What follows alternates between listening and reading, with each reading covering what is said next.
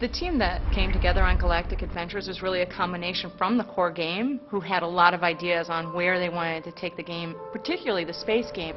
They combined both the space team and creature team to really work on what we were hearing from our players, where they were having fun and what they wanted more of.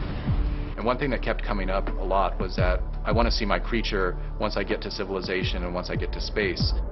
And really get close and personal on the planets, beam down to planets, walk around on planets, and do things on the planets.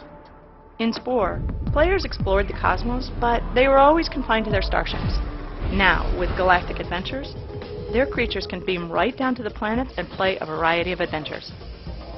One of the first things a lot of players will do is they'll go into the quick play missions. These don't require any other type of game experience. You just go in. It's almost like being in a virtual arcade. You can decide to play as a very social creature or an aggressive creature, and it's up to you to play it in the way that you want.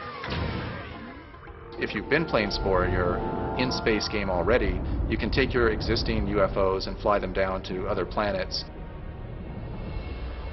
We've created 32 new accessories and new abilities. Things like Inspiring Song, Summon Swarm. You could summon a whole swarm of insects and cast them at your target.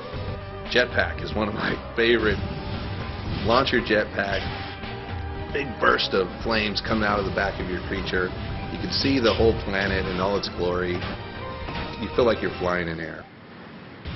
Your crew is made up of your allies that you made in space games. So you may want a crew that has missile launchers, pulse guns, or maybe this adventure is a more diplomatic type adventure. You're going to want crew members that have shaman parts on them or maybe bard parts on them. Once you've played other people's games, you can make your own.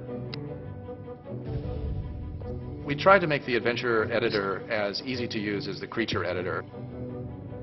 We really wanted to make it easy for players to create gameplay, moving things from the Sporepedia onto the planet in a single click and drag approach. You should be able to drop your toys into the world, hit the play button, and watch it all come to life.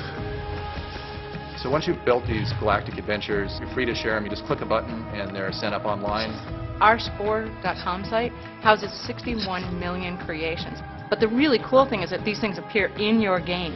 The creations of other players are the things that you're going to be competing against. We'll have leaderboards, high scores, the most played adventures as part of the whole web experience. With Galactic Adventures, I think we've taken a step deeper. We're giving players the ability to create gameplay, and that's a first even for Spore, and I'm really excited to see what they do with that.